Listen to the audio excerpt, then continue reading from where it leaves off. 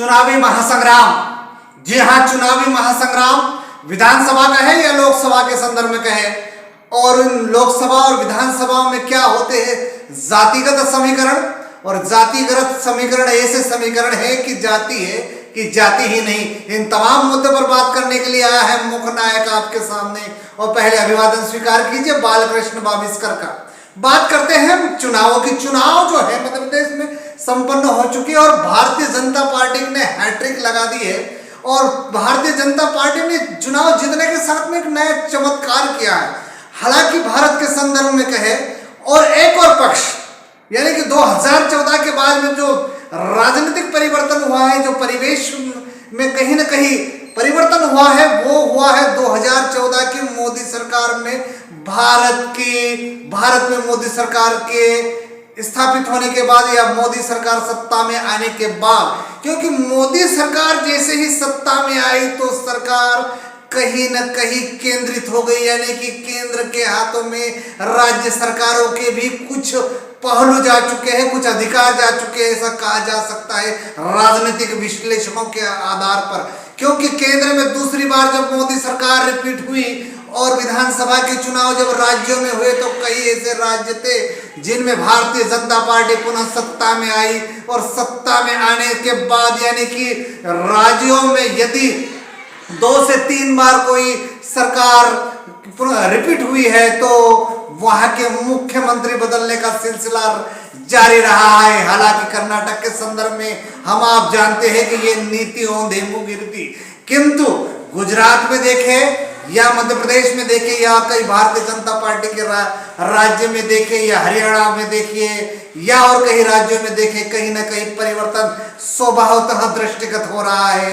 इसलिए भारतीय जनता पार्टी का यह नया शिगुफा कहीं लोगों के लिए सत्तारूढ़ होने का एक मार्ग प्रशस्त हुआ है।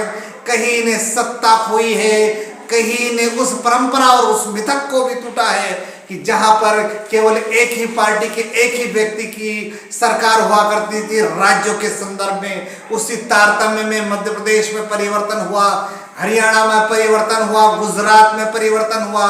इन परिवर्तनों के कारण एक नई आस जरूर जगी है नए युवाओं में। और नए युवाओं में भी वे युवा जो वेल ग्रेजुएट है, जिन्होंने उच्च अध्ययन किया है, ऐसे युवाओं को भी जनता पार्टी यानी कि भारतीय जनता पार्टी ने उनको सत्ता सौंपने का काम किया है। यानी कि कहीं ना कहीं नवाचार हुआ है और ये भी कह सकते हैं कि युगांतर हुआ है और युगों में परिवर्तन हुआ है। यदि भारतीय जनता पार्टी के संदर्भ में कहा जाए तो भारतवर्ष में यानी कि जब से चुनाव के प्रारंभ, लोकतंत्र में चुनाव प्रारंभ हुए उसके बाद भारतीय जनता पार्टी के संदर्भ में यदि कहे तो केवल 2 ही नाम भारत के संदर्भ में लिए जाते थे। केवल भारतीय जनता पार्टी के संदर्भ में मैं बात कर रहा हूं, केवल लाल कृष्ण आडवाणी और श्रद्धेय अटल बिहारी वाजपेयी, उनका युग चलता था। और जब भी नए चुनाव का महासंग्राम छिड़ता था, महासंग्राम महायुद्ध लोकतांत्रिक तंत्र तरीके से छिड़ता था तो केवल 2 ही नामों का 2 ही नाम उभर कर सामने आते थे।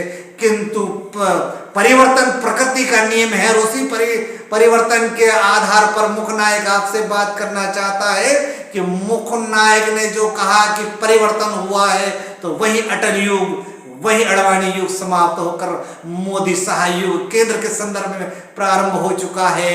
उसी तारतम्य में सभी भारतीय जनता पार्टी से जीते हुए राज्य भी परिवर्तन की ओर चल पड़े हैं, तो उससे कांग्रेस पार्टी भी पीछे नहीं है। हालांकि राहुल गांधी उसी परंपरा के चेहरे हैं, उसी गांधी युगीन चेहरे हैं जो भारत में फिर से कांग्रेस पार्टी के रूप में सत्तारूढ़ होने चाहते हैं। लेकिन भारतीय जनता पार्टी का नवाचार इस बात का द्योतक है कि वे नित नवीन प्रयोग करते रहते हैं। और उसी संदर्भ में यदि मध्य प्रदेश की बात की जाए तो 18 वर्षों से अनवरत रहे मुख्यमंत्री शिवराज सिंह चौहान के द्वारा जबरदस्त जीत दिलाने के बावजूद भी उनको मुख्यमंत्री के पद पर नहीं बिठाया गया और केंद्र की ओर जा सकते इसके संकेत मिले हैं। हालांकि ये जो सारी बात कहना चाहता हूं वो केवल और केवल जातीय समीकरण के आधार पर है। और जहां जिस जाति का समूह होता है, जिस जाति की जनसंख्या होती है, कहीं न कहीं उसी को सत्ता सौंपने का जो परंपरा चली है वही जातिगत समीकरण है। यदि मध्य प्रदेश के संदर्भ में बात करें तो मध्य प्रदेश में जातिगत जो संबंध है, वो जातिगत जो समीकरण है, उस समीकरण के आधार पर यदि जातियों की बात की जाए तो मध्य प्रदेश में पिछड़ा वर्ग यानी ओबीसी वर्ग के अधिकता होने के कारण इस मध्य प्रदेश में ओबीसी के मुख्यमंत्री बने शिवराज सिंह चौहान भी ओबीसी के थे और वर्तमान मुख्यमंत्री डॉक्टर मोहन यादव भी ओबीसी वर्ग के हैं। तो ये जातिगत समीकरण है और ये जातिगत समीकरण का प्रयोग कांग्रेस से इससे पहले मध्य प्रदेश की धरती पर कर चुकी है और वो सन था 1993 में, जब दिग्गी राजा यानी कि दिग्विजय सिंह मध्य प्रदेश के मुख्यमंत्री बने तो निमाड़ मालवा से जो कद्दावर नेता थे उनके नाम उभर के आए और वो भी सत्ता के मुख्य बिंदु पर जाने की प्रयास करे। इसी बात के दृष्टिगत रखते हुए कांग्रेस पार्टी ने मध्य प्रदेश में जातिगत समीकरण की परंपरा प्रारंभ की, क्योंकि इस बात का संबंध इसलिए है कि जातिगत समीकरण में 1993 में मालवा निमाड़ का बड़ा चेहरा सुभाष यादव, जी हाँ, जो खरगोन जिले से है और उन्होंने मालवा निमाड़ में उप मुख्यमंत्री का पद हासिल किया और उसी प्रकार आदिवासियों को भी साधने के लिए 1993 में दो उप मुख्यमंत्री बनाए गए।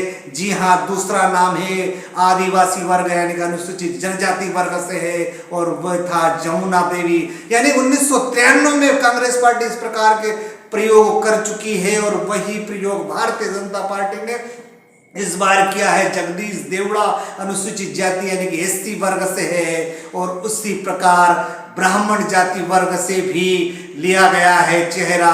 तो जातिगत समीकरण के आधार पर यदि बात करें तो मध्य प्रदेश में ये चीज नहीं है, लेकिन जो परिवर्तन हुआ मध्य प्रदेश के संदर्भ में उस परिवर्तन के बारे में भी मुकुल नायक आपसे चर्चा निश्चित रूप से करेगा, क्योंकि जिस प्रकार शिवराज सिंह चौहान को मध्य प्रदेश के मुख्यमंत्री पद से हटाकर और अन्य पद देने का जो काम शुरू हुआ है, उसी भांति मध्य प्रदेश में जो समीकरण बिठाए गए हैं वे समीकरण निश्चित रूप से आमूलचूल परिवर्तन की ओर दृष्टिगत हो रहे हैं, क्योंकि केवल एक माह के अंतराल के बाद मध्य प्रदेश में नहीं संपूर्ण भारत संपूर्ण जगत में नवीन वर्ष आ जाएगा। और नवीन वर्ष यानी कि 2024 और 2024 में भारत के संदर्भ में लोकतंत्र का सबसे बड़ा महोत्सव यानी लोकसभा के चुनाव आने वाले और उन्हीं लोकसभा के चुनावों के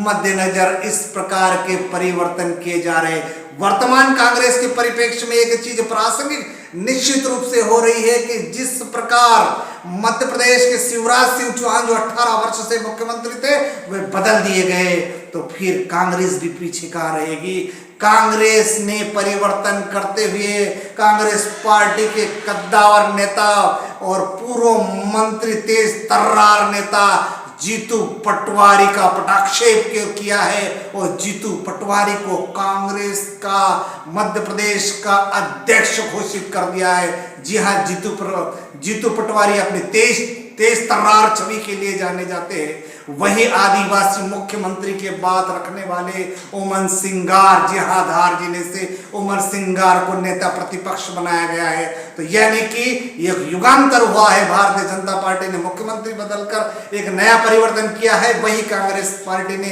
1993 के फार्मूले को लागू करके जीतू पटवारी और उमंग सिंगार के रूप में एक नए नेताओं को जिम्मेदारी देने का काम किया है, ताकि 2024 में कड़ी टक्कर दी जा सके, बढ़ती हुई भारतीय जनता पार्टी के रथ को रोका जाए और क्यों ना 2024 में तख्ता पलट किया जाए। ये कांग्रेस की रणनीति का एक हिस्सा हो सकता है, किंतु केवल जातिगत समीकरण के आधार पर संपूर्ण भारतवर्ष में इस प्रकार का नवीन प्रयोग किया जा रहा है। बहरहाल इस समीकरण को लेकर आपको मुकुल नायक की ये एपिसोड कैसा लगा, कृपया इस चैनल को सब्सक्राइब कीजिए, लाइक कीजिए और बेल आइकन दबाना ना भूले और निश्चित रूप से प्रतिक्रिया व्यक्त कीजिए, क्योंकि ये लोकतंत्र है और लोकतंत्र में सबको अपनी बात रखने का अधिकार है। जिस प्रकार बालकृष्ण भाविस्कर मुखनायक के माध्यम से राजनीतिक विश्लेषण कर रहा है, उसी प्रकार हर नागरिक, हर